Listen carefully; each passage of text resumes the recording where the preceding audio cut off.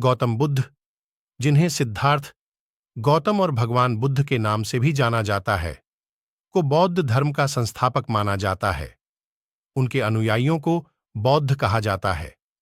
गौतम बुद्ध को आमतौर पर बुद्ध के रूप में भी जाना जाता है, जिसका अर्थ है एक प्रबुद्ध व्यक्ति जिसने पीड़ा और अज्ञानता की स्थिति से मुक्ति पा ली है, निर्वाण की स्थिति प्राप्त कर ली। गौतम बुद्ध का जन्म पूर्वी भारतीय उपमहाद्वीप के किनारे हिमालय की तलहटी के ठीक नीचे एक राज्य में हुआ था। भगवान बुद्ध का जन्म शाक्य वंश के प्रतिष्ठित परिवार में हुआ था। उनके पिता शाक्य वंश के मुखिया थे और उनकी मां एक कोलियान राजकुमारी थीं। गौतम बुद्ध का प्रारंभिक जीवन।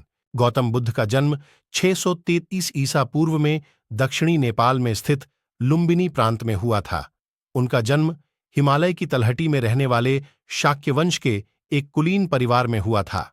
शाक्य वंश के मुखिया शुद्धोदन उनके पिता थे, जबकि उनकी माता माया एक कोलियान राजकुमारी थीं।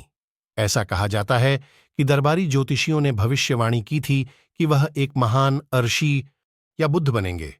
बुद्ध के पिता ने उन्हें बाहरी दुनिया और मानवीय पीड़ा से बचाया और बुद्ध हर उस विलासिता के साथ बड़े हुए जो वह चाहते थे। 29 वर्षों तक आश्रययुक्त और विलासितापूर्ण जीवन जीने के बाद बुद्ध को वास्तविक दुनिया की झलक मिली। कपिलवस्तु की सड़कों पर बुद्ध को एक बूढ़ा आदमी, एक बीमार आदमी और एक शव मिला। उनके सारथी ने उन्हें बुद्ध का ज्ञान प्राप्ति का मार्ग, पीड़ा की समस्याओं के उत्तर की तलाश में बुद्ध ने अपनी पत्नी को बिना जगाए चुपचाप विदा किया और एक तपस्वी का साधारण वस्त्र पहनकर जंगल की ओर प्रस्थान कर गए। उन्होंने 2 शिक्षकों के साथ काम किया, अलारा कलामा और उद्रका रामपुत्र। अलारा कलामा से उन्होंने सीखा कि अपने दिमाग को शून्यता के क्षेत्र में प्रवेश करने के लिए कैसे प्रशिक्षित किया जाए। उद्रका रामपुत्र ने उन्हें सिखाया कि मन के एकाग्रता क्षेत्र में कैसे प्रवेश किया जाए, जो न तो चेतना है और न ही बेहोशी। आखिरकार बुद्ध ने मुक्ति की तलाश में अपने दोनों शिक्षकों को छोड़ दिया। 6 वर्षों तक बुद्ध ने अपने 5 अन्य साथियों के साथ चावल के एक दाने खाकर और शरीर के विरुद्ध मन का विरोध करते हुए तपस्या की। बुद्ध द्वारा तपस्या त्यागने का निर्णय लेने के बाद उनके 5 साथियों ने उन्हें छोड़ दिया। एक गांव में बुद्ध को सुजाता नाम की एक महिला ने दूध की एक डिस्क और शहद के कई बर्तन भेंट किए थे। इसके बाद वह नैरंजना नदी में स्नान करने गए और फिर बोधि वृक्ष के नीचे बैठ गए, जहां उन्होंने ध्यान लगाया। 7 दिनों के बाद वह मानवीय पीड़ा की जंजीरों से मुक्त हो गए और प्रबुद्ध व्यक्ति बुद्ध बन गए। संघ का गठन। ज्ञान प्राप्ति के बाद बुद्ध अपनी प्राप्ति के बारे में लोगों से बात करने में झिझकते थे।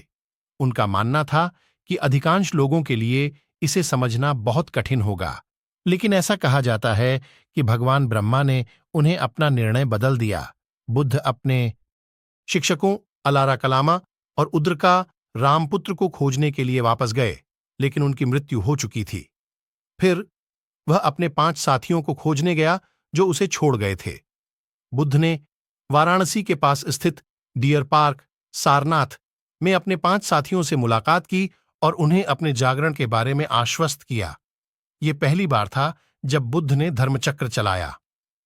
5 साथी प्रथम संघ बन गए, पुरुषों का एक समुदाय और बाद में महिलाएं भी, जिन्होंने बुद्ध की शिक्षाओं का पालन किया। उन्होंने पूर्वोत्तर भारत में छोटे समूहों में यात्रा की, धर्म की व्याख्या की और भोजन के लिए भीख मांगते हुए ध्यान का अभ्यास किया। संघ का विकास। बुद्ध 39 वर्षों तक भारत के गांवों और कस्बों में घूमते रहे और धर्म का प्रचार करते रहे। कई राजा उन्हें जानते थे और उन्होंने संघ के विश्राम स्थलों के लिए बगीचे और पार्क दान किए, जहां लोग उनके पास आते थे। बुद्ध ने संघ के लिए नियमों का एक सेट विकसित किया, जो प्रतिमोक्ष नामक विभिन्न ग्रंथों में संरक्षित है।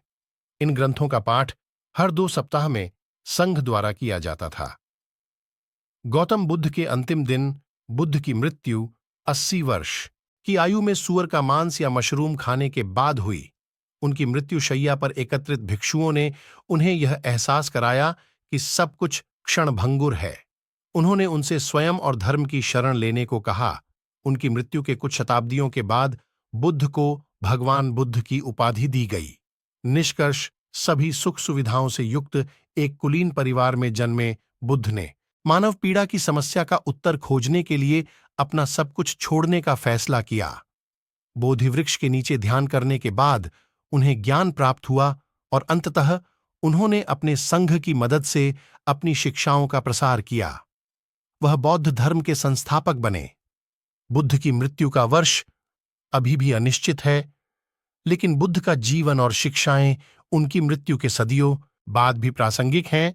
सभी भाइयों, अगर ये कहानी अच्छी लगी हो तो हमारे चैनल को सब्सक्राइब करो। हम मिलते हैं नई कहानी वीडियो में।